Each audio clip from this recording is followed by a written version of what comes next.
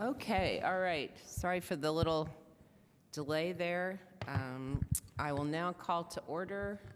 We good? Okay. Our August meeting of the Bloomington Board of Park Commissioners. And Molly, can you start us off with the roll call, please? Or Tim? Or somebody over there on that side of the room. You're good. Can you hear me? Yes. Okay. Israel Herrera? Here. Kathleen Mills? Here. Ellen Rodkey? Here. Jim Whitlatch? Here. Okay, all right. So we do have everyone with Jim there remotely. And as usual, in our Section A, we have all the things we see every month. Recording in progress. The payroll and claims, credit card refunds, minutes from the last meeting, and that sort of thing, and then some smaller contracts. So do we have a motion to approve the consent calendar? Move to approve the consent calendar. Second. Okay. And do we have to do roll call because Jim's up there? Okay. All right, so a roll call vote of those in favor? Israel Herrera? Aye. Kathleen Mills? Aye. Ellen Rodkey? Aye. Jim Whitlatch? Aye. Okay. Motion is carried, past the consent calendar, and then we move to Section B, our public hearings and appearances, and there is a Bravo Award.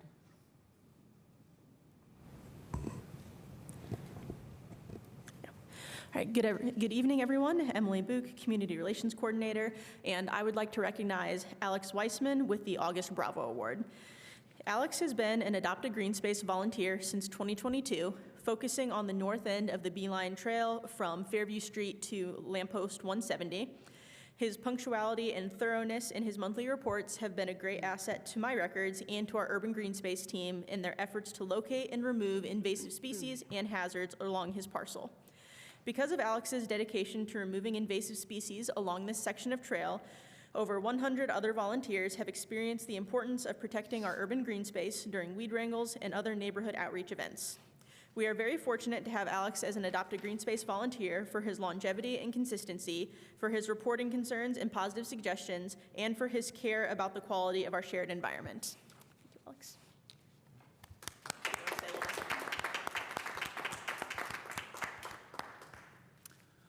Yeah, just like to say thank you very much for this award. I really appreciate the recognition. I don't know if everyone saw it already. Yeah. Yeah, I started doing this, I guess, 8 years ago when I first bought my house. And, you know, my yard was overrun with Japanese knotweed and other bush honeysuckle, so I cleared all that out. And then I realized that it was just coming in from the adjacent parcels and the beeline and everything, so I thought I should do something about that too. So that's how I, got connected with Jillian and Joanna and the rest of the gang. So yeah, I realized, invasive plants don't really care about property boundaries or anything like that.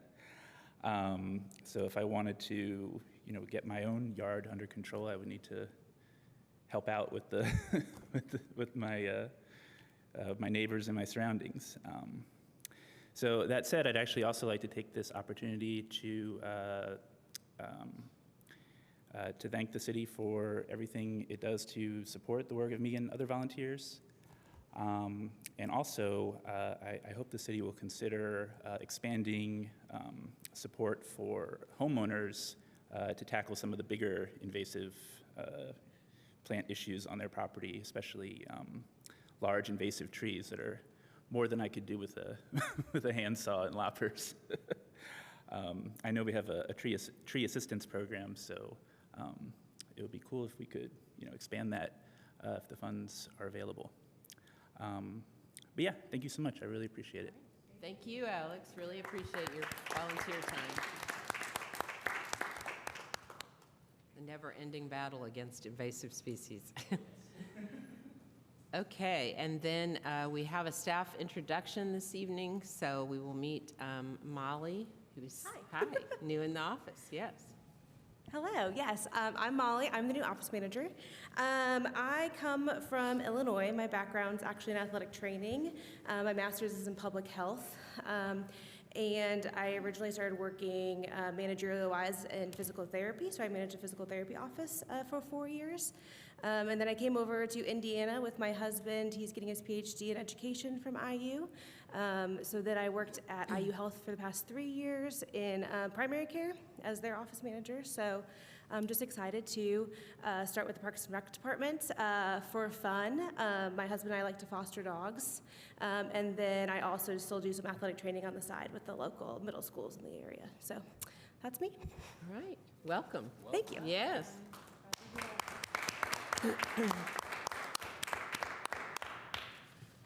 Okay.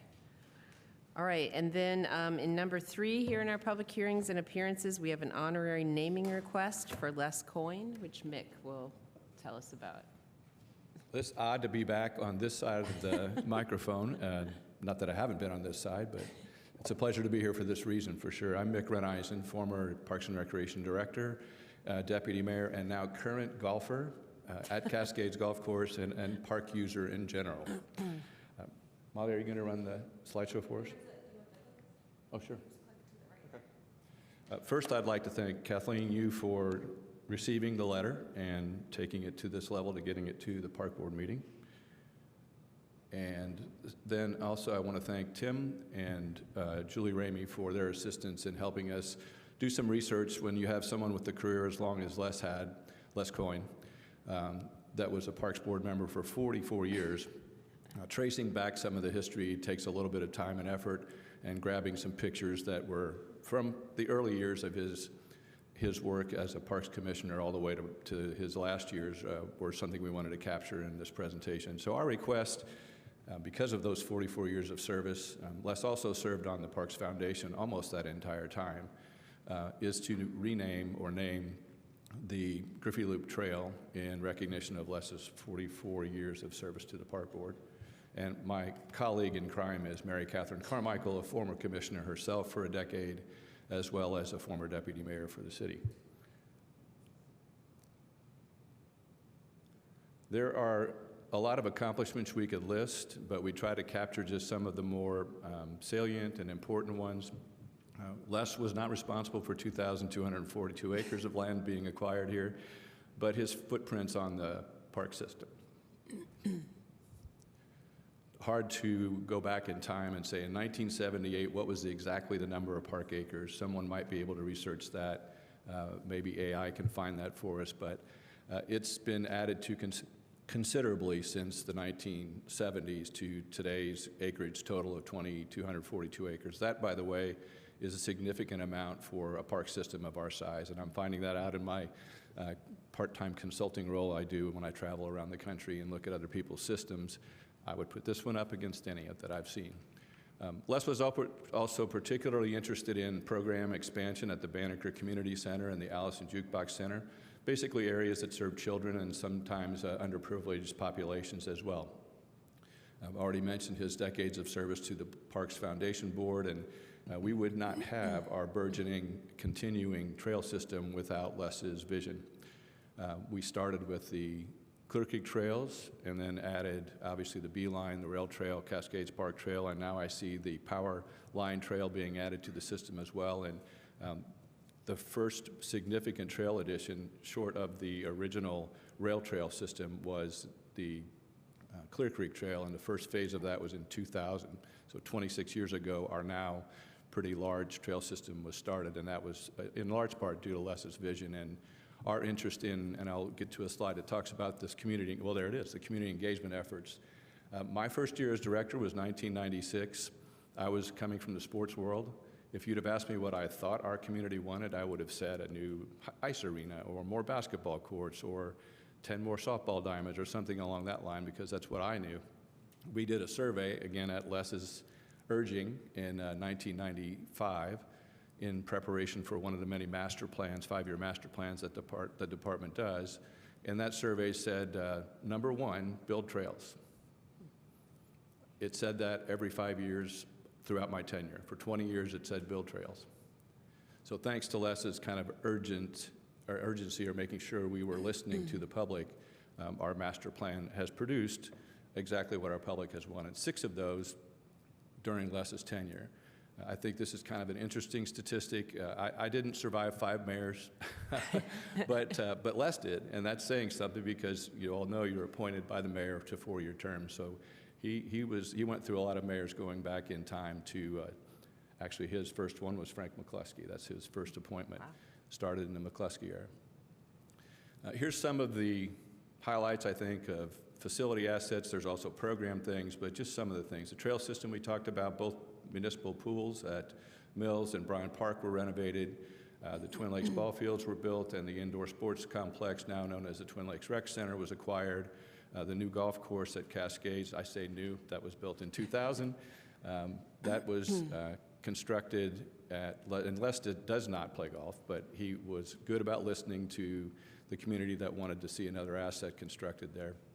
The Upper Cascade Skate Park, none of us in the department knew much about skating. Again, we listened to the public, and the users told us what they wanted, and that resulted in the Upper Cascade Skate Park. But it was particularly interesting to watch Les attend those meetings with the audience that skates in our community. And then Alcott Park, all of our playgrounds have been upgraded during Les's tenure. Switchart Park, which is the crown jewel, the last one I think he and I both saw come to completion during our tenures with the city. And finally, the Griffey Lake improvements, and those meant a lot to Les. Particularly Griffey Lake was a close, well-loved asset by Les Coyne. And then these are just some of the results of, again, I think a leader who made sure that the department and all of the staff knew that we should be doing things not just good, but with that extra 10% of effort. And the next slide kind of talks about that. That's Les in a in a nutshell. He was always asking, just do that extra 10%, Mick. That'll get us over the top. That's kind of the old good to great concept. And for Les, it was the extra 10%. And these are just some of the characteristics that we all benefited from Les. Some other personal qualities. We had lunch every Thursday and to talk about things. I personally witnessed all those things from Les. I'm sure our staff did too. I'm sure they still do today. And then here's just in closing some pictures of some events that Les attended. This is one of the Crestmont neighborhood events. I don't know what year. Alcott Park, you can see Joanne and Lloyd Alcott at the dedication. This was right around 2000, a very much younger version of me. And Les, I suppose, too, would say that. This is Les at the golf course grand opening of the new 9 at Cascades, where I do spend a lot of time, but he was good about, as a non-golfer, making sure that we were paying attention to the needs of all of the residents' recreation interests in our community. This was Mayor Allison with her hand in the air. That was former director Norm Merrifield, and this is celebrating the now Waldron Hill Buskirk Park renovations that happened in I think this was like early 90s or so. And the very beginning of our burgeoning trail system, the Clear Creek Trail, the very first phase. This one probably not many people would remember, but this is the Seminary Wall Project, Seminary Park Wall Project, a historic wall. Unfortunately, it doesn't look as nice today as it did then, but there's Lloyd Alcott again and Ted Deppie from our Parks Foundation and Miles Brand, president of the Indiana University. So it's a very historic site in Bloomington, the original home of Indiana University as a seminary. Les and some fellow park commissioners, when we were initially beginning to get people excited about the first phase of construction on the Beeline Trail, that's right behind City Hall. Doesn't look that way today. And finally, our friend and colleague Les. So we really appreciate the opportunity for you to consider naming the Griffey Lake Loop Trail with Les's name on it. I called him today and said, I don't want you to read about this, or your brother who works at the city now tells you, hey, I didn't know they were going to name this. I'm like, well, we don't know that they will name this, but in case someone asks you, Les, out in Oregon, we are requesting that you all consider this naming request. And I'd be happy to answer any questions.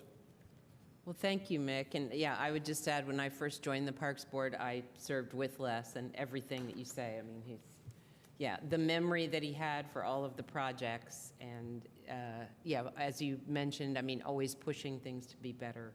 I definitely witnessed that, so yeah. Thank you for presenting that, and I think, any questions for Mick? I would second the, and fully support 100% this naming of Les for this loop, and it seems to me the least we can do.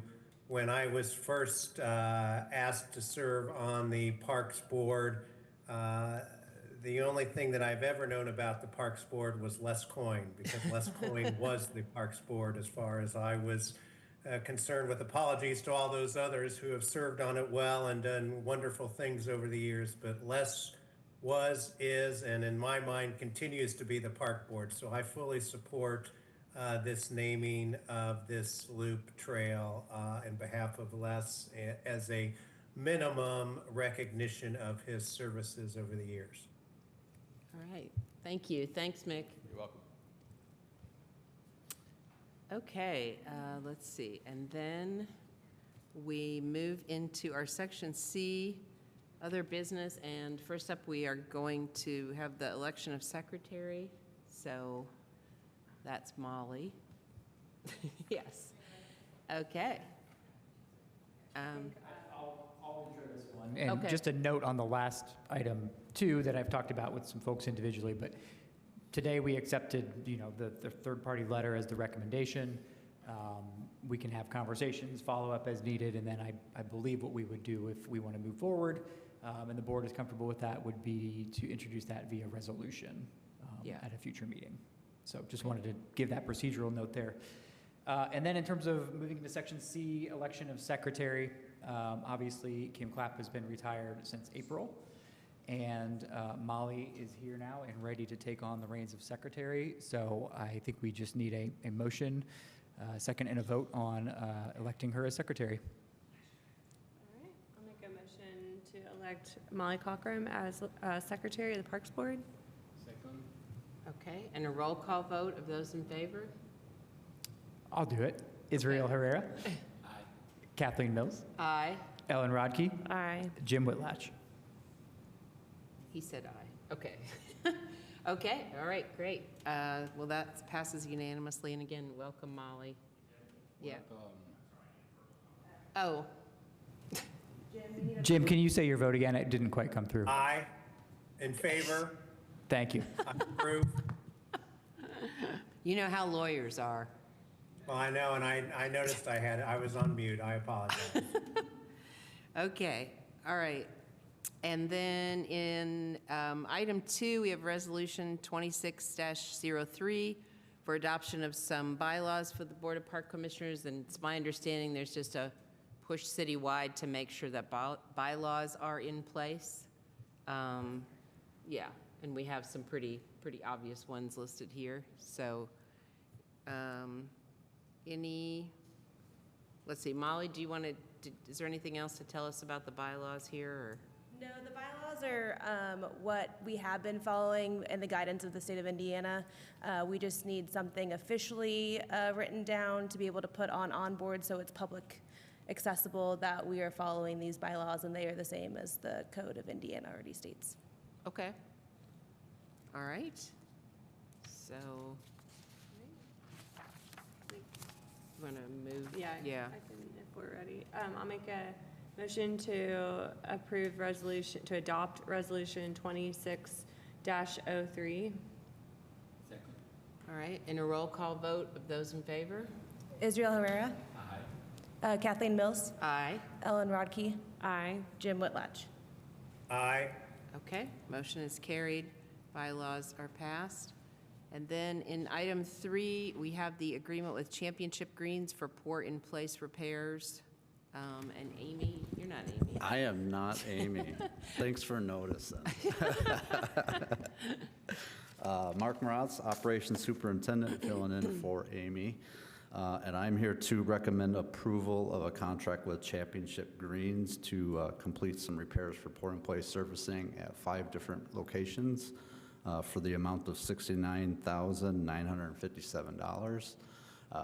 We went around all of our playgrounds this a couple months ago, looking at all the conditions of these surfaces, and deemed that these were 5 that needed to be repaired for a lot of safety reasons. RCA is one of them. That is currently a tiled surfacing there that kind of like Brian taught lot last year where there was forming gaps and a lot of, like to say, curling of it, causing trip hazards. That will be a complete removal and redo of that area. And then Lower Cascade and the swing set area, there'll be complete removal and repairing that, replacing that actually. Southeast Park and Highland Village. And I feel like I missed Crestmont is the other one. Okay. So, And is that, I can't remember from the previous ones, is there have to be closed for a number of days to let it kind of settle? And some of these will have to be closed for a couple of days, yeah. RCA Okay. will definitely have to be closed down for a couple of days. Crestmont should be able to just be a repair. It's just the top cap that they're doing, really no sub-base removal, so all they gotta do is add that new color code on top. Okay. All right. Any other questions about this one? All right, I'll make a motion to approve the contract, the Championship Greens for pour and place repairs. Okay, and a roll call vote of those in favor? Aye. Aye. Jim Whitlatch. Aye. Okay, motion carried. Thank you. Thank you. All right, and then in number 4, we have the Duke easement agreement. Which you're good. Okay. Parks Director will be covering this one for Rebecca this evening. This is a very minor easement acquisition for Duke Energy. They brought this to us. They said along Leonard Springs Road, just west of the Nature Preserve, they need to drop a new guy wire for their line. It's tens of square feet. They just needed to extend their easement a little farther to be able to do that. They will pay the Parks Department a sum of $1 for this easement. Okay, and we're okay with that? We are, yes. It's the edge of the preserve. It's right along the road. There's very minimal impact. Okay. All right. Any questions for Tim about this one? This is just a request. Yes, they brought it to us with a request for their line integrity. They needed to add this. Yeah. Probably costs more money to record this than it does. Thankfully, we'll send The it back time over to it them took to record it. Yeah, Yes. exactly. I'll make a motion to approve the modified easement with Duke Energy for guy wire placement. I second. Okay, and a roll call vote of those in favor? Israel Herrera. Aye. Kathleen Mills. Aye. Ellen Rodkey. Aye. Jim Whitlatch. Aye. Okay, motion is carried. And then in number 5 in this section, Tim will tell us about the 2027 general fund budget as it is budget season. Yes, thank you. Tim Street, Parks Director. I am asking tonight that the Board of Commissioners provides a positive recommendation on the passage of this budget. Just a general reminder that the Board of Park Commissioners is the fiscal legislative body for the non-reverting account. City Council is the fiscal legislative body for the general fund account. So we will approach that accordingly with the 2 staff reports here. But it is always helpful, and I like to bring to you what I'm going to be presenting to council so the park board can see and be behind what we are presenting to council. I have 20 minutes to present to council. We will be presenting on Monday's budget hearing around 5:30 or just thereafter. I'm going to try to not give you the full 20-minute presentation right now because you as Board of Park Commissioners do already know a lot of the stuff that we do. You're a little more insiders than the City Council is, but I would like to just kind of tell you what it is we're working towards. So Parks and Rec makes Bloomington a resilient, healthier, and more connected place to live and play. We're going to talk about our master plan. I know you all have heard me talk about our master plan and the priorities that came out of it. I'm going to be sharing those with council again. An overview of our department as it currently stands. We have 64 full-time staff positions. We have 87 permanent part-time employees. Permanent just means there's no time limit on their part-time employment with us. That's actually a change that the department's made in the last year plus when we got that category of employment allowed by our Human Resources Department. That does not count additional seasonal temporary staff. All told, unique staff members that we have in a year, excluding full-time, it's in the 400s. So it's a lot of people that work for us across a year. With uncertain revenues and property tax and local income tax things yet to be determined and swirling, we set out to prepare as flat of a budget as possible. Very difficult right now with the rising cost of everything, with wage increases, with things like that. So sum total, our budget is up about 4% in terms of the budgeted amount year over year. And key budget needs and issues we're going to be talking about in 2027 are maintaining and enhancing our level of service. This goes back to our first master plan goal, continuing our meaningful community impact. Revenue streams are tighter, things are more expensive. We've seen partners, nonprofits in the community even shutting down, like Girls Inc. It's a tough time, and so maintaining what we offer the community is our first priority. Also planning and investing in capital needs. The board will be hearing much more about that at our special September meeting. And then this one's kind of broad, but implementing priorities and actions that we determine from the master plan. Some quick 26 highlights that we're going to mention to council as a way of just sharing, a slice of everything it is that we do. We've had these really great Grand Balloon partnerships with IU Arts and Humanities. There's a third one coming up August 29th at Switchyard. Lots of natural resource and nature and urban green space highlights. We achieved Bee City USA certification for the first time, thanks to Joanna and a group that worked on that certification. Had another prescribed fire, have maintained our Bird Town certification. And in spring, I thought this was a great highlight of the way that we provide connection with nature. There was a very popular great horned owl nest on the Jackson Creek Trail that drew a crowd every day for probably a month. Sports, I wanted to mention, I'm very proud. We have reduced rainouts at Winslow Sports Park by about 50% since last year.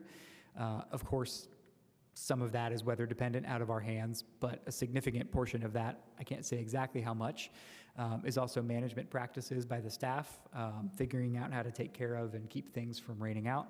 And we've had far fewer frustrations, complaints, things like that coming to us from our baseball and softball teams this year. I stopped by Twin Lakes recently, and there was a really, really strong seniors class Wednesday mornings with about 40 seniors doing group exercise. Really great to see the different things we do for the community. Community events, by the end of the year, we'll have probably around 1 million participations in our various events and programs. Sports leagues, things like that. A lot of those are our large community events, like the 4th of July parade, which is not exactly the 4th of July parade seen here, but it's the aftermath on the beeline of everyone coming and going from it. Youth Day at the market, we will have 4 of those this year. Those have been incredibly popular, and it's really fun to go visit and see what the kids are coming up with and sharing. We've been able to get $60,000 plus in grants from the state for Banneker repairs, thousands of participations at Banneker camps.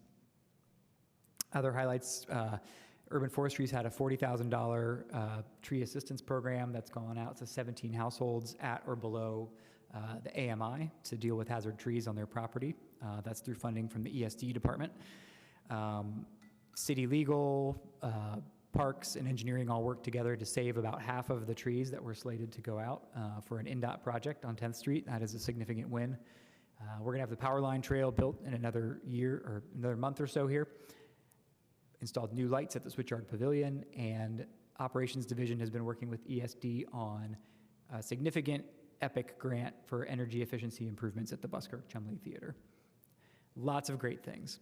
The goals I'm going to be talking to council about include maintaining and enhancing our community impact, investing in critical capital needs, updating our website registration and communication systems, which that goal is a bit of an amalgamation of several different strategic actions that we identified in the master plan, and updating our reporting on core performance metrics.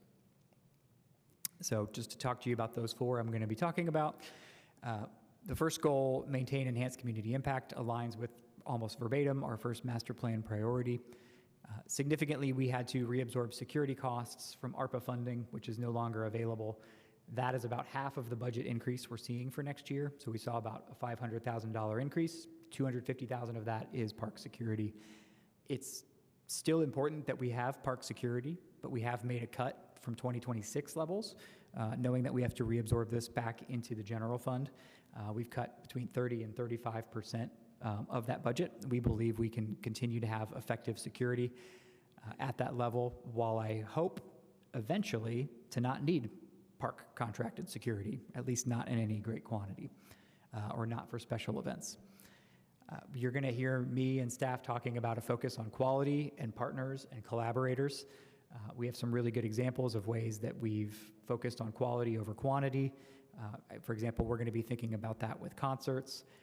The Juneteenth example that happened on June 19th was, I think, a really great example of collaborating with partners for a really big, really great event, looking for ways to combine forces, put on really high quality events. Grand Falloon is another example, and continuing on that trend.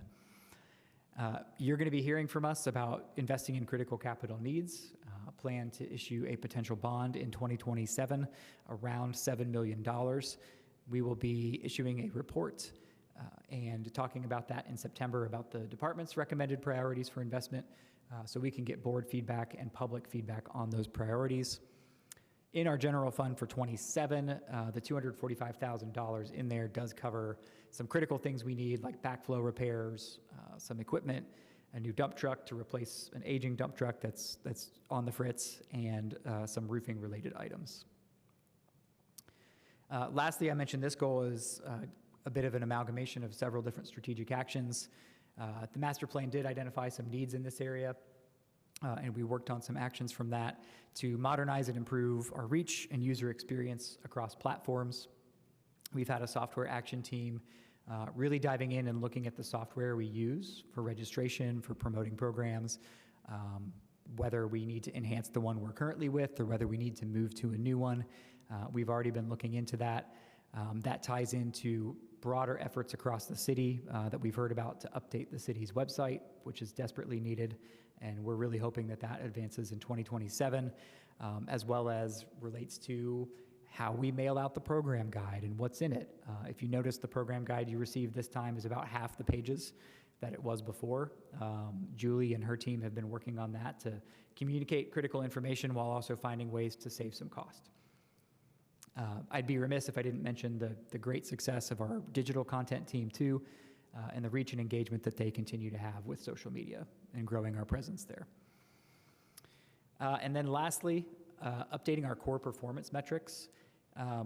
We were talking recently in our leadership team meeting and sort of kind of had an epiphany and a recognition that, over the past 3-4 years, we've changed systems a lot in terms of how we report on goals to city council. And at first we had Trello goals, we had budget goals, and our department, I think more than any other department in the city, is very diverse in terms of what we do. The type of metrics and goals we're going to be tracking for urban forestry are very different than community events, are very different from cemeteries, are very different from Winslow Sports Park. But each area does have key things that they track, and we're going to be looking at that to bring it together into a dashboard, universalizing as much as possible some of those metrics, and then creating a dashboard. I'm not going to say it's going to be live, because that's a lot of work, but frequently updated dashboard that we can have to share our community impact. Those are the main things I wanted to hit on from the budget presentation here. I think the rest of the things you're somewhat aware of. I will go through this slide, and then I'll take any questions that you have. Overall, if you look across our inventory of programs and initiatives from 26 to 27, they're largely the same. We're focused on maintaining quality, partnerships, collaborations, all of those things that I just talked about. We do plan to invest further in resiliency towards the city's climate action plan with electrification funding from ESD.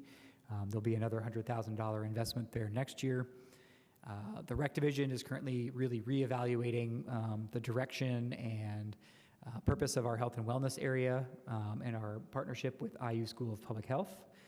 They have a new dean and potentially a new emphasis on health and wellness again, which we're really interested in exploring from a recreation lens. And we're going to be partnering with City of Bloomington Utilities in looking at stormwater detention drainage at Winslow Sports Park. There's a 3-acre playground parking lot there with 0 type of stormwater interventions at all. And so every bit of rain that falls on that parking lot runs off and out of that park, sometimes quite rapidly. And partnering with CBU, we can do something really great there that can serve as a model for the community. I do have a chart. This is our 2027 budget overall. You can see our personnel expenses are up about 3%.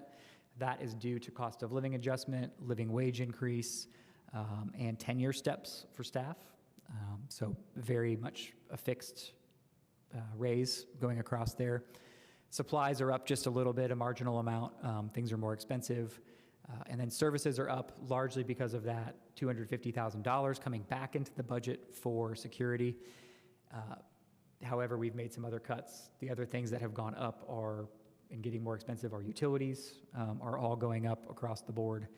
And we've seen things like liability, casualty premiums going up quite heftily as well. So we have been able to mitigate that somewhat with cuts in that area, but the 300 services line is up.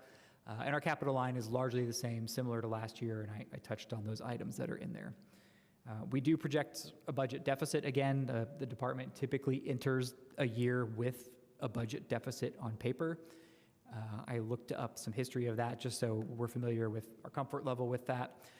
We have about $4.7 million cash reserve coming into the year in our general fund, a very healthy reserve. Over the last 5 years, we've added about $2 million to that reserve, with surpluses in 4 of the past 5 years. On average, we started each of those 5 years with a $1.4 million budget deficit on paper. And then we have outperformed our revenue goals by about 107% and underperformed our spending to a tune of about 88%. So starting with the deficit on paper is actually okay and advantageous to us because we know there's some built-in savings throughout the year. This year, because of, our expenses have gone up 4%, but our property tax revenues have not gone up. They are flat. That deficit has grown a bit to around $2 million. We know that we will not finish, performance-wise with a $2 million deficit and that we have cash reserves. So I feel comfortable with where we are going into this year.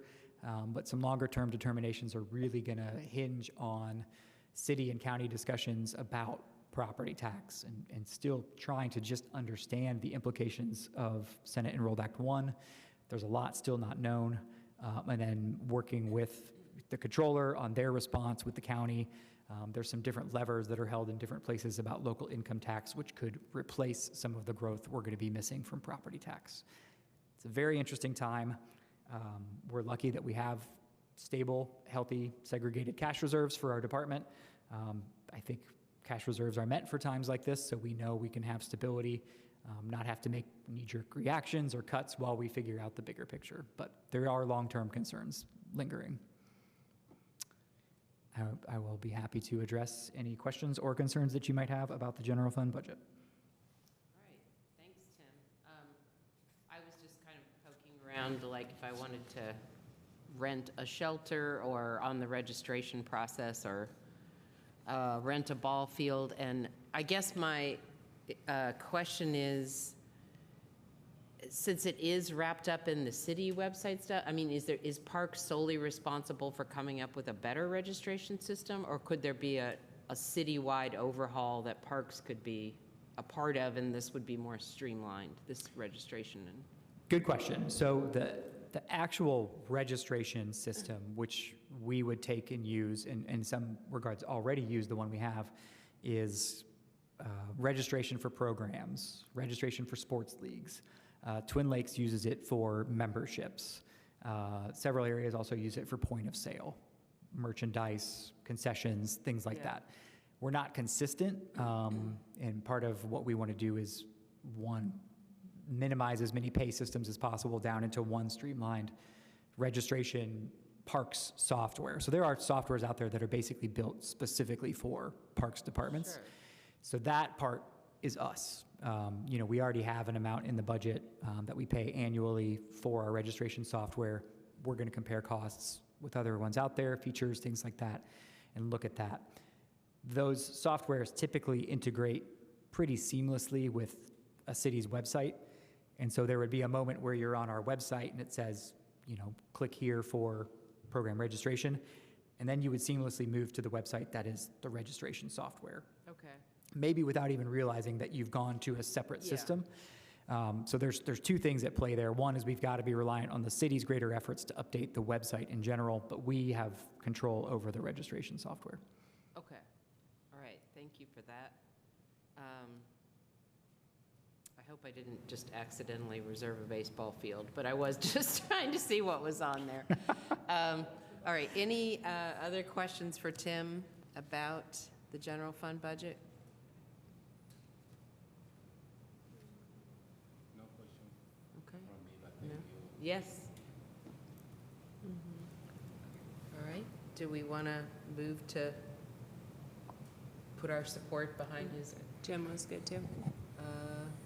I don't know. Does Jim have any questions? No. Okay. Okay. All right, thanks, Tim. All right, well, I'll make a motion to approve or to move the 2027 Parks General Fund budget forward to the City Council with a positive recommendation. Second. Okay, and a roll call vote of those in favor? Israel Herrera, Aye. Kathleen Mills, Aye. Ellen Rodkey, Aye. Jim Whitlatch. Aye. Okay. Motion is carried to support Tim's general fund budget for 2027. And then in item 6, Tim will also tell us about the 2027 non-reverting budget. Yes, thank you for putting up with more of me here.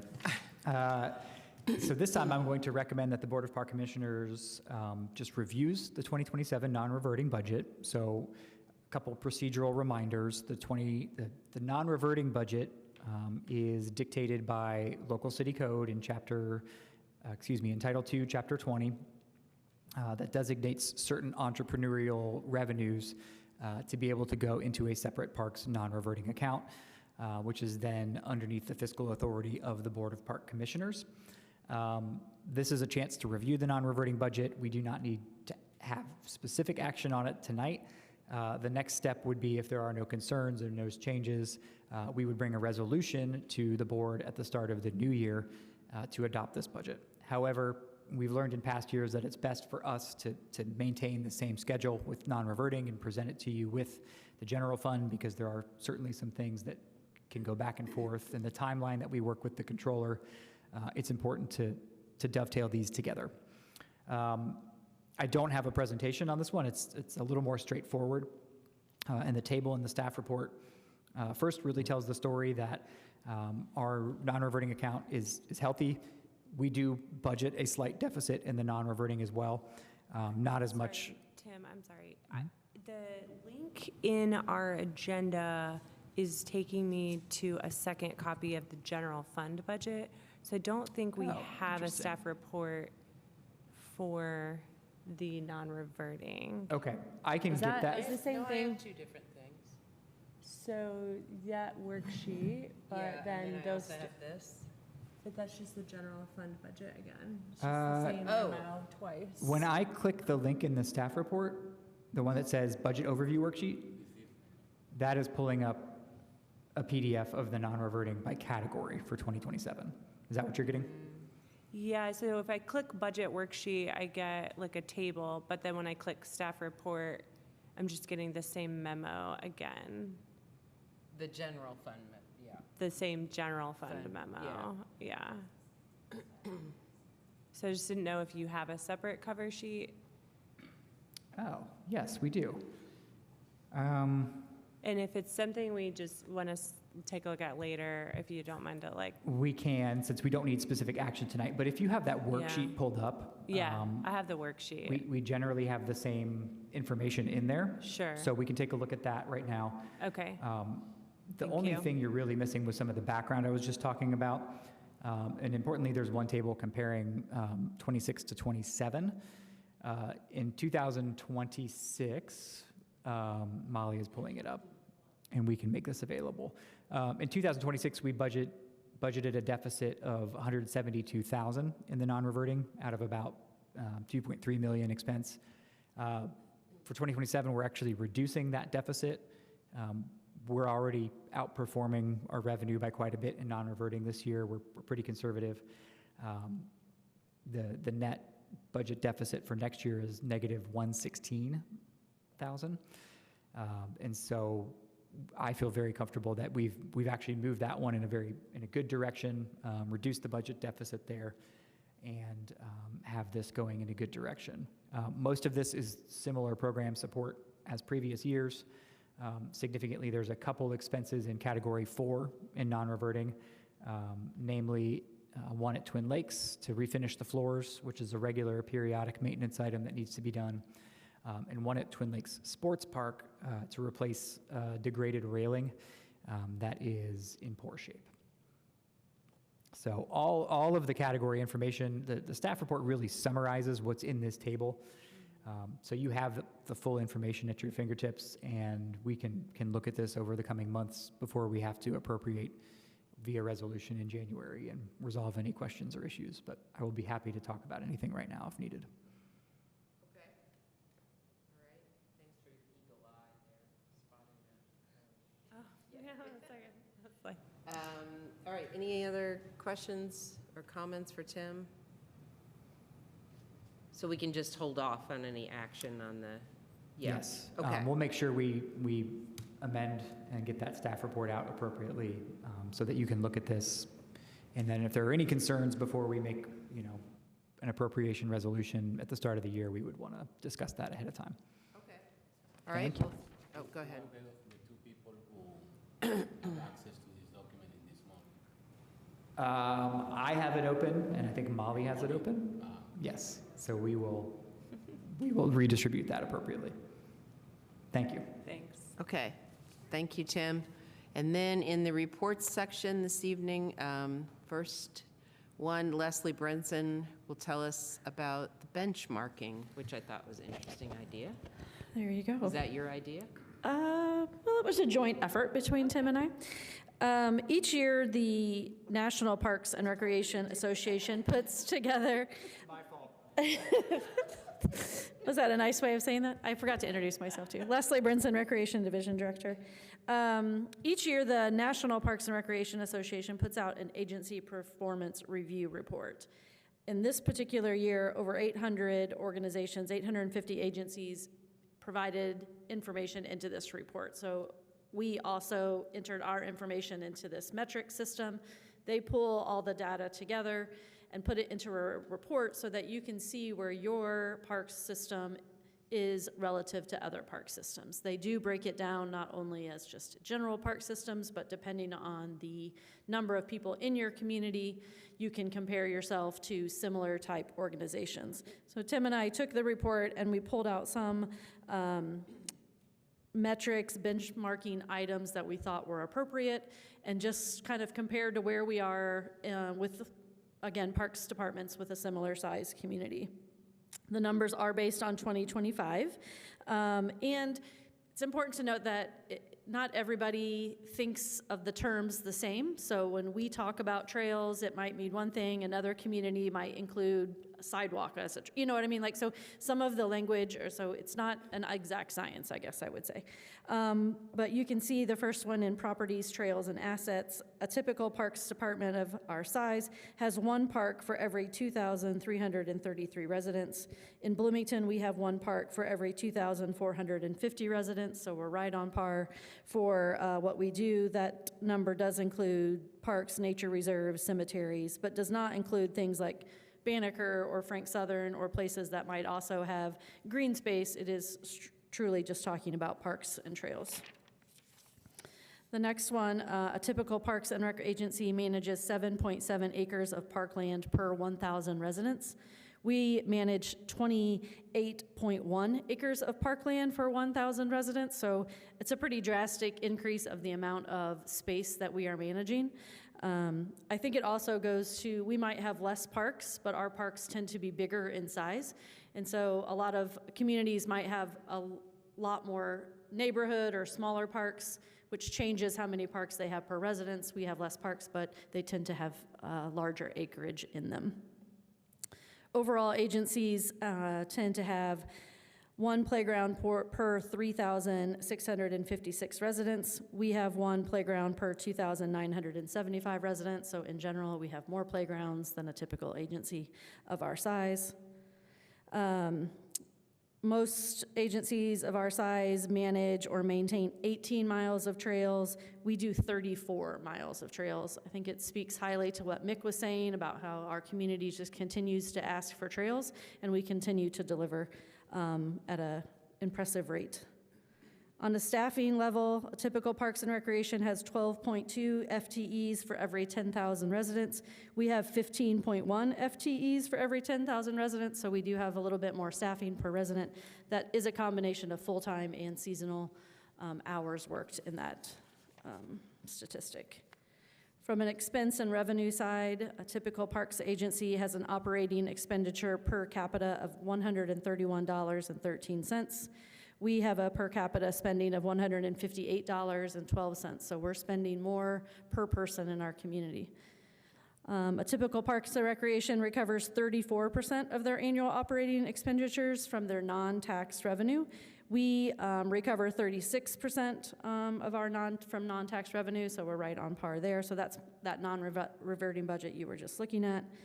And a typical Parks and Rec agency has $43.19 revenue per capita. We have 57.8 revenue per capita, so we're making a little bit money per person as well. Papers are all messed up. Programming-wise, the report is way more budget and property and less about programming, but we wanted to make sure we at least added one programming note so that we could highlight our staff. The typical Park and Rec agency offers 300 programs annually, and of those, 80% of them are fee-based. We offer 325 programs annually, and only 60% of ours are fee-based. So we're offering not only more programming, but we're offering more at either no or low cost. In conclusion, this benchmarking exercise shows that Bloomington Parks continues to outperform comparable agencies across the country. In particular, the department manages nearly 4 times as much acreage as national average. Obviously, the 1,200 plus acres of Griffey Lake Nature Preserves plays a big part in why that number is so high. But even if you removed Griffey Lake, we would still be at 13.6 acres managed per 1,000. So we would still nearly twice the national average, even if you removed Griffey from that graph. Compared with our average numbers of parks per residence, Bloomington actually has a similar number of parks, but we manage, again, much more acreage. It's advantageous as in a general multiple small parks take up more time to maintain as our larger parks. We have 34 miles of paved trails and also stand out as being well above the national average. Although through this benchmark, it's harder to consider since it does not have direct correlation to the population size of each department. The benchmarking exercise shows that Bloomington Parks continues to operate and be responsible for a strong system of parks, trails, playgrounds, and more while exceeding national averages of revenues and cost recovery. However, maintaining this robust system also takes both staff time and fiscal resources, and we must steward our system carefully to maintain these standards. On the programming side, we continue to offer many programs, but benchmarking again shows we need to look at additional appropriate fees for some currently programs. So it's great that we're offering more at less, but we need to continue to look at that average. I'd be happy to answer any specific questions about this report. Okay, thanks, Leslie. It was interesting to see the comparisons, yeah, and the bright spots with the playgrounds and the trails, and yeah. It's good to put some numbers through what we think we already do, you know, how we feel, but it's good to put some data behind it. Okay, all right. I have just one question, and it's out of curiosity here. So we consider cemeteries part of like a park. Yeah, the green space of the cemetery is included in our park acreage.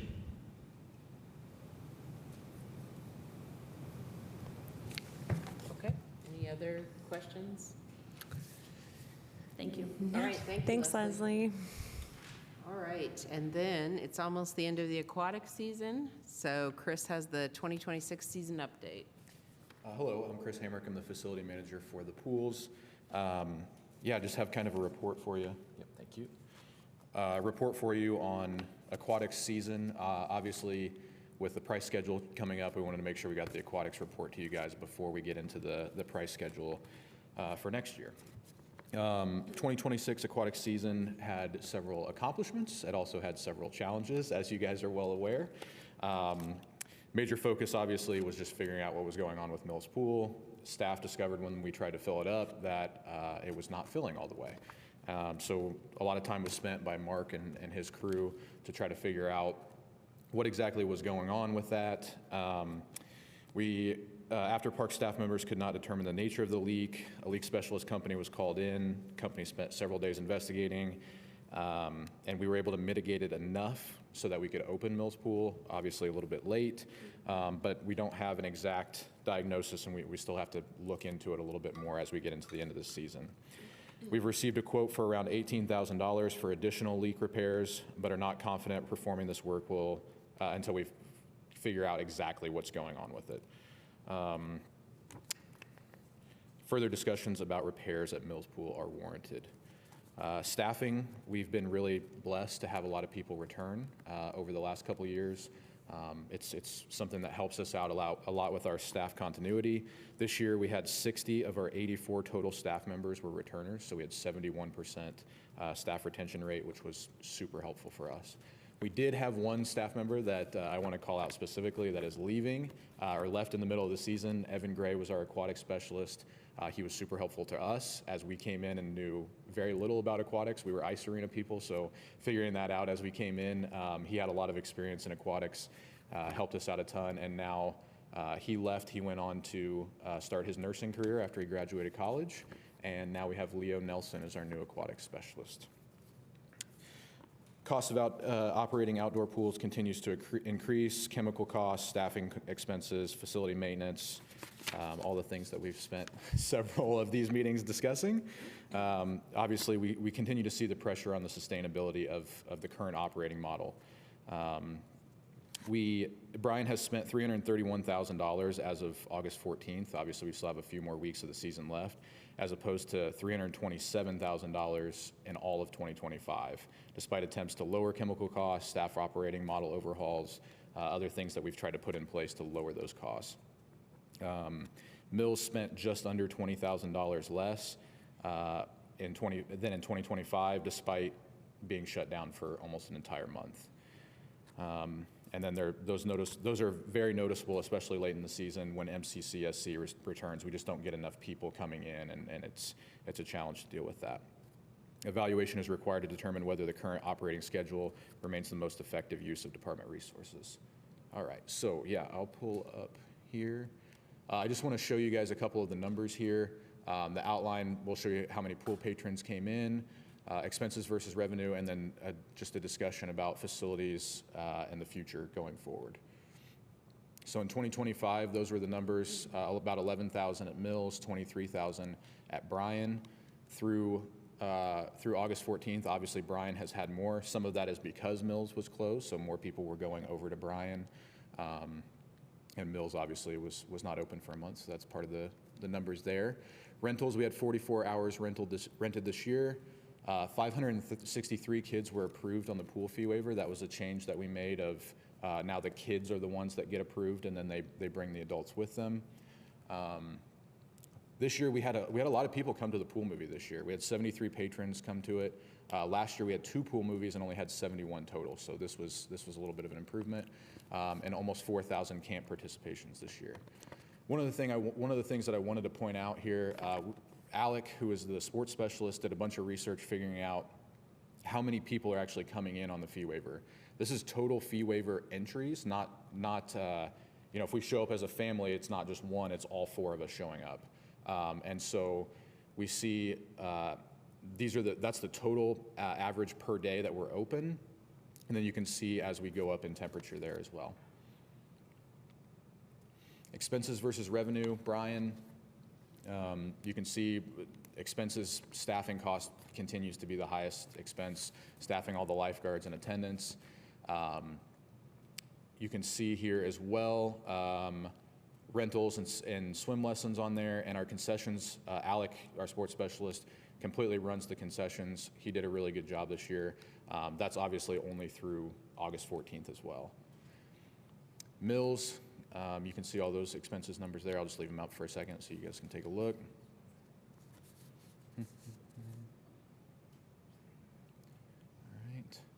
And then this, I think this is probably what you guys are most interested in, is the cost recovery totals. So we see cost recovery at Bryan is 76%, at Mills is 24%, and then our total is 63% across both pools.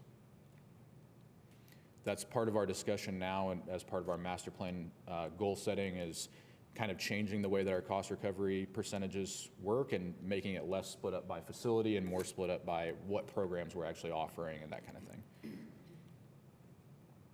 Yeah, so one of the things as we talk about the future of the pools, this is something that we brought up last year with the August pool numbers. Obviously, we don't have the numbers in yet for this year, but I just wanted to bring this up again. As we look at this, we're seeing, if we look at just weekend days, when we get into those August times, we're seeing that during the season, if you count just weekend days, we're actually operating at a little bit of a surplus. And then when we get into August, we end up losing almost $40,000 in August. We don't get the number of people coming to the pool, for one. Especially now as we move into these days where it's going to be 80 degrees or less, there's just going to be fewer people coming. And then we also deal with, we've still got to run all the pumps all the time. We've still got to keep the chemicals in the pool so that it stays balanced and all that. So that's where that expense comes in. All right. Aging facilities, future use. Mills Pool obviously caused the leak, caused the delay to opening. We're having that meeting to discuss the capital bond spending, including potential pool renovation. Swim lesson numbers continue to be a problem as we look going forward. It's something that we've talked about potentially doing partnerships or just completely overhauling our swim lesson program. And then our August usage of Bryan Pool. And then in Mills usage numbers just suggest that maybe a change in strategy might be needed. One of the things that Alec did when he went through and researched a bunch of these numbers for us, Mills revenue didn't cover the cost of staff for 43 of the 45 days it was open. Just the cost of staff, not the cost of the pool chemicals and all that stuff, just the cost of the lifeguards and the attendants that are there. And the 2 days that it did cover were the first 2 days that it was open when we had an issue at Bryan and Bryan was closed. So it's really, it creates a challenge going forward, and like I said, it suggests we may need to change the strategy.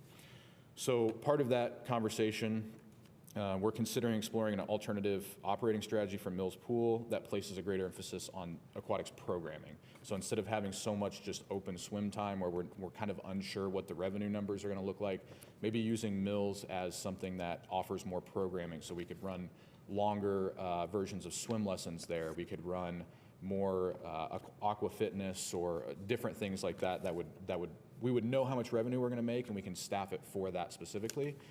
As part of that, we would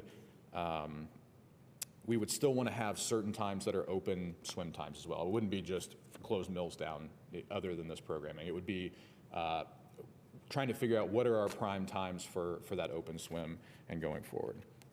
This approach could allow the department to continue using Mills as an important community aquatic facility while focusing its operation on activities that require dedicated water space and scheduled access. Bryan would continue to be the primary general outdoor use pool. We see that in the numbers. Almost 4 times as many people are going to Bryan as are going to Mills. But we would really prefer to, we want to try to keep Mills open if we can and move forward on just making it sustainable long term.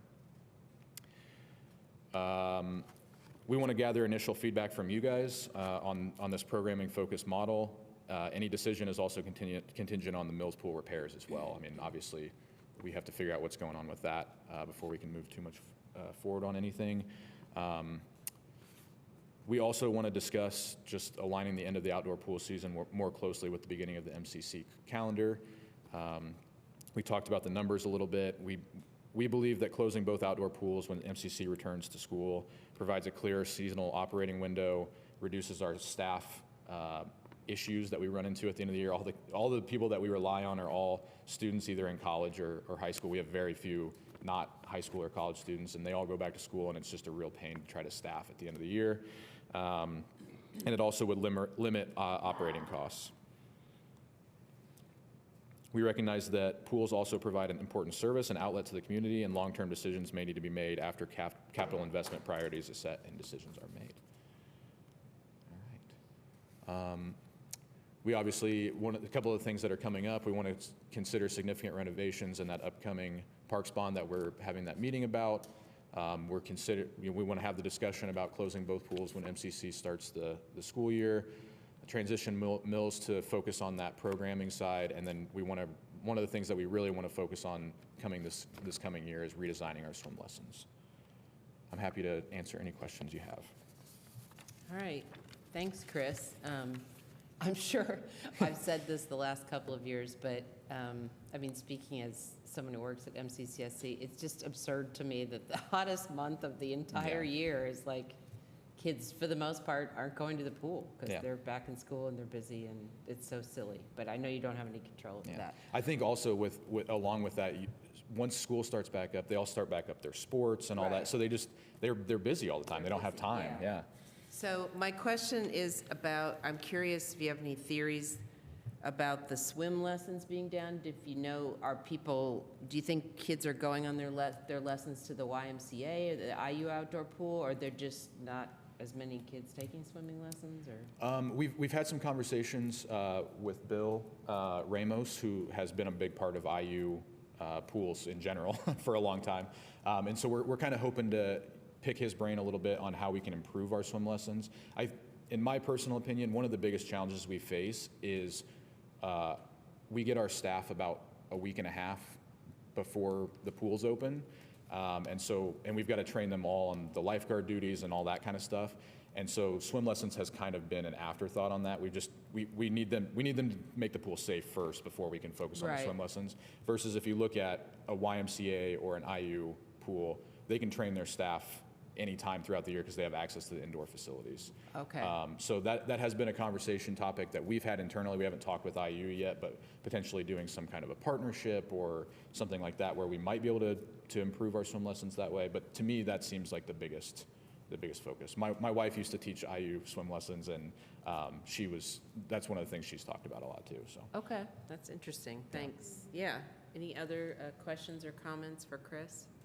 I really like the possibilities for meals or the options in order to solve this situation, and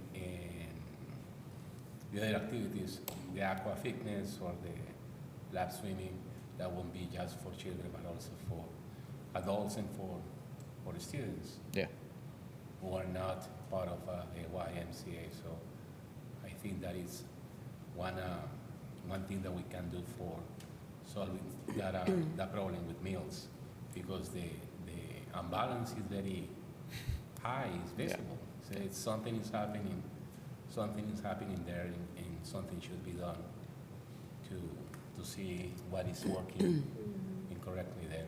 Or not incorrectly, but what could we offer to have more people there? Yeah. I was curious, like, the revenue is, like, on one of those slides, the revenue's kind of down on mills. Do we include, like, fee waivers? I guess, like, we know, like, do we think about, like, how many users are still using that pool, even though maybe we're not like accepting admission fees from some of those folks? We don't consider fee waivers as part of the revenue anymore. It was something that we considered in the past when we had the Parks Foundation was funding. It was funding it, or we had the state pool numbers and stuff like that. We don't consider fee waivers as part of the revenue. I would note that overall, more fee waiver users are coming to Bryan than they are to Mills. And I would say that it was kind of surprising to me. We have 563 kids approved on the fee waiver, and we only are averaging 26 at Bryan and 18 per day at Mills. That seems crazy to me. I mean, it seems like it would be way higher than that with as many kids as are on the fee waiver program, but it's just something that I wanted to include. I don't have an answer for you really, just other than just wanting to include those numbers. I just think it'd be interesting to see, like, so then, like, what's the ratio there? Like, I know there's more 26 people maybe per day coming to Bryan versus 18 at Mills, but like, so what is the percentage though of the total user group though? So like 26 of, I don't know if there's 150 people coming to Bryan and like 40 people coming to Mills per day, but just kind of like understanding what the, you know, like what is the percentage of pool users that is using a fee waiver to enter each pool? I don't have those numbers That's with fine. me today, but I know Alec has just those, something so, that yeah, we could like yeah. maybe look at as well. And then, I think just getting a little bit more information about peak hours for open swim at Mills, just to, because I agree that the programming for introducing that to Mills as an option to kind of boost revenue and just overall use of the pool, but then just ensuring that, we're still got plenty of open swim time for kids to show up. I'm hoping that it drives interest in Mills again too. I think it's something that, hey, I Mills think is a lot the of people programming. just don't know about it. Yeah, exactly. Yeah. We'd be super excited to go do our swim lessons over there and stuff. I think that would Well, and frankly, the people I know who use Mills are like love it because it is not Bryan. Like, I much prefer going to Mills with my same. family. I mean, it's like, It's much quieter. It's so much quieter and just like more chill. Yeah. Yep, absolutely. I have a question regarding the rental 40 hours rented this year. So can you explain more about the rentals, Chris? Yeah, so actually that's part of the conversation about the programming as well, is we would hope to open up a little bit more rental space throughout the week, because one of the challenges that we deal with our rentals is, if a little kid wants to rent the pool for their birthday party, they have to wait until after 7. And for some families, that's way too late. I wouldn't rent the pool for my little kid. So we had 44 hours of rentals this year split between the two pools. It's down a little bit, but also we missed almost a month of Mills that would have normally been open. Go ahead. Right now there's at 7:15 to 9:15, 9:30, and they start in June, and they're Thursday, Friday, and Saturday evenings. The 44 hours were just for people or companies also renting the space? It depends. Sometimes we have church groups that rent it. Sometimes we have school events that rent it. And then sometimes it's just an individual wants to rent it as a birthday party. Individuals? Like an individual family will say, hey, we're going to have our birthday party here. So that one person Yeah, just renting no. the swimming pool. That's a lot of money for one person. Yeah, that's what I like to do, yeah. Just get those pesky kids out of the way. Yeah, exactly, yeah. My one That'd lane. be funny, yeah. Yeah. So I guess on that note too, the town I grew up in, we had night swim 7 to 9 actually, like the pool closed for a portion of time. I'm sure we had that at some point in Bloomington, not sure if we did or if that ever went away, but, and obviously we're extending staff time, if we're lengthening the number of hours that we're open, but just curious if we have like ever thought about adding that as like a additional source of revenue, like, and just, I don't know if like some families, like it's like if their parents do work and can't take them to the pool during the day, come home, have dinner, and then could like go swim in the evenings, like since it's so late, We have considered it. Yeah. The one thing that makes me particularly nervous about that is just the lighting situation currently. Okay. You're required, I don't know, I haven't done enough research on it, but you're required to have a certain amount of lighting if you're going to have night Sure. swim. Okay. And I don't think that we meet that requirement right now, so I just would worry about it being unsafe with being that late. Okay. So, Yeah. but I mean, even 7 to 9, we're open for pool rentals, so we could probably do like a 7 to 9, but it's just something that the pool schedule's kind of been set 11 to 7. So we haven't added that, but it's something we could consider for sure. Okay. Yeah. I feel like I had Okay. something else, but.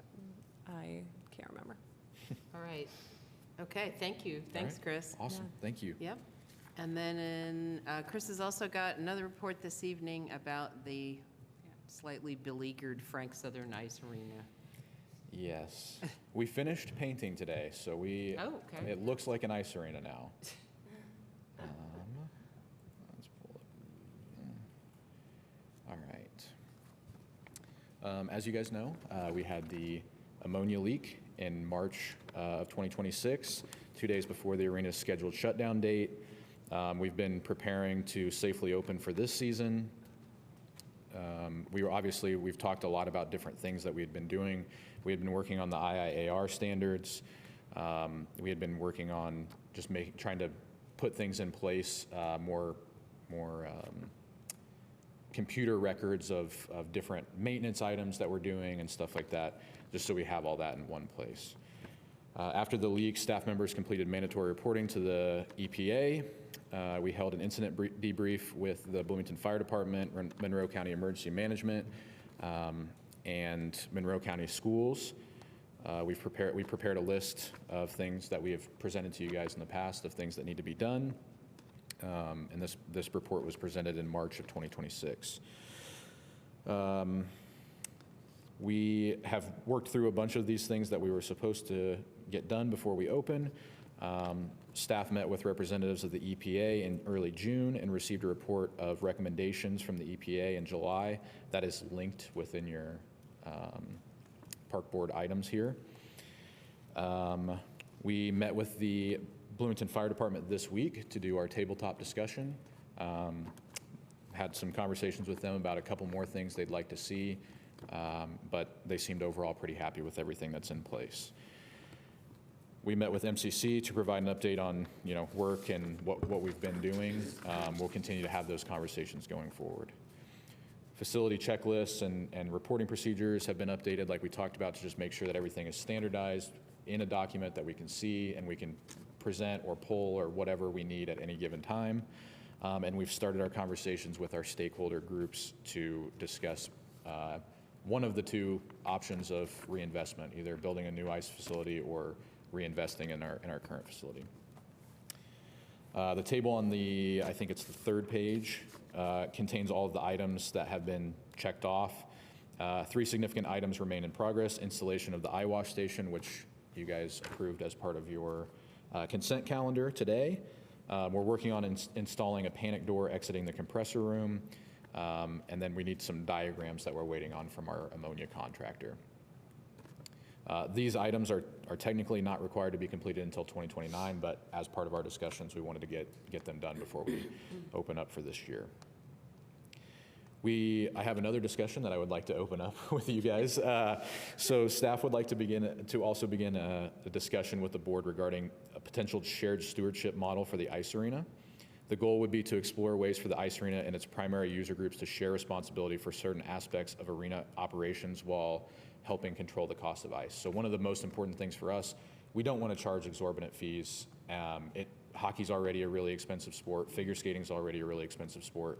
So how can we keep the ice price as low as we can while also not losing a bunch of money and putting ourselves in danger of losing the ice arena? So as an initial concept, we would charge whatever price we determine in the price schedule next month, and then we would say, if your group wants to volunteer this many hours, we'll bring that ice price down a little bit, and that would help us because one of our, as you saw with the pools, the biggest cost for us is our staffing, and obviously anything that's required as far as safety or supervisors that have keys and all that would still be our staff, but we could have somebody that can stand out there and make sure that kids are being safe while they're doing public skate. We don't necessarily need to have a specially trained some person to be out there for that. This would be developed as a structured program with clearly defined responsibilities, training requirements, supervision, appropriate limitations. We want to make sure that we're doing it properly. And it's something that has been used quite a bit in Minnesota, which is kind of the gold standard for ice arenas, and specifically community ice arenas, where they're almost all in Minnesota are owned and operated by their parks departments. And that's one of the, we are one of the dying breed, honestly, with ice arenas that are owned by a parks department, because so many places have given them over to private entities, and then the prices go through the roof and kids don't get to play for as cheap as they were, and that kind of thing. So it's something that we really want to focus on keeping, and we think that this is something that would help us do that. We would be interested in hearing any concerns or questions that you guys have with this potential path. Well, I think that's a creative idea, and I don't know if the YMCA still does this, but years ago they had something similar where you could get a sort of a discounted membership if you volunteered in there. And as you say, sometimes you just needed some people to, you didn't need any special skills. Right. You just needed humans there. Yeah, exactly. Yeah. So, yeah, I think that's a creative suggestion. And I also appreciate that, you know, the feeling that as parks are, I mean, you want to keep the prices down, you want to keep it available for everyone. So, yeah. We've had a lot of success. This will be in the report as we get into the end of the season, but our house hockey program, thanks in large part to you guys approving the prices that you have, our house hockey program has grown tremendously. In 2023, we had 5 total kids that were registered for just house hockey outside of the travel program. And this past season, we ended up with 57 kids registered. Wow. So, yeah, that's great. And we're continuing to expand that program going into this year. So I'm really excited about that. And you know, we've seen a lot of success with that, but like I said, we just want to make sure that we're operating it in a way that allows us to continue doing it forever and doesn't ever get to the point where, hey, why are we losing so much money at the ice arena? We just need to be done with it, kind of thing. Yeah. So, yeah. Yeah, I mean, I would agree that I think a volunteer share program is great and kind of in the same spirit as, you know, everything else of just making sure it's a community space. I mean, the only thing I would say is, like, from a liability standpoint, just making sure that people are trained and that we're covered that way, so that if there were to be another leak or something else happen, that, you know, it's all above board. Yep. So, Absolutely. yeah. Okay. All right. What's the open date for the September ice? 1st. Okay. Oh, Yeah. coming right up. Yep. Okay. We're going to be building ice all next week, and Okay. you guys should stop by. It'll be great. Okay. So Yeah. I'm very excited about it. So. That's awesome. Yeah. Did anyone else have a question about the ice arena? Okay, I just was gonna, I thought of the thing, this made me remember the thing about the pools too, which is, do you get a sense that most of your guards are also guarding at IU or the Y, and like working in multiple places? And has there ever been like a lifeguard share, like partnership of like those employees, or would staff both, you know, could float between different facilities or something like that, like shared with, and I guess, and I assume our rates are probably also comparable with what, like most lifeguards in Bloomington are getting paid the same amount no matter where they work? We pay our guards significantly more. Than Okay. other places do. So interesting. we have seen a lot of guards come over from the okay. Y specifically. I think people are pretty stay at the IU pools because it's a, you know, they work there while they're going to school and that kind of thing. But we have seen several guards that have come over from the Y, and we pay our staff significantly more than they're getting paid at other places. Part of that, just living wage requirements? Living wage, it's all Yeah. living wage requirement. Yeah. Okay. Yeah, we just pay them what the living wage requirement is. Great. So, but we do have a few guards that work at both the Y and our pools, and some of them are swim lesson instructors at both, or you know, different things like that. But it's something that going forward we really want to explore more of that partnership idea. I know, like we talked about with talking to Bill Ramos, like just trying to figure out what ways we can work together and try to offer. You know, for our pool at Bryan and Mills, we're the only pools that really have slides that kids can come and use. So what can we offer that's not necessarily competing with these other pools, but we can all join together to share in the resources that we have so that we can offer everything that possible to our community. All right, cool. Yeah. Thank you, Chris. Yeah, Thanks absolutely. for all that information. Yeah. All right, and then we come to public comment, which I don't see any unknown faces. No, Leslie says no public comment. So, I don't know if, Molly, if there's anyone online? There is no one online. Okay. Okay, and then back over to Tim. Do you have any reminders, I'm announcements going to keep for it us? short and sweet because we've talked at you a lot this evening. Our next regular meeting is September 17th, our normal Thursday 5 p.m. meeting. That will be for normal business, including any follow-up we have from this evening, as well as the first look at fee schedule updates. We're going to do that again in 2 phases where we bring them to you 1 month, get feedback, and then look to adopt those in October. And then we have the special meeting on September 28th, which will be focused on the facility and capital investment report, which we will get out to the public and you via a press release, on board, et cetera, probably a couple weeks beforehand is what Julie and I were talking about. So that report could be reviewed.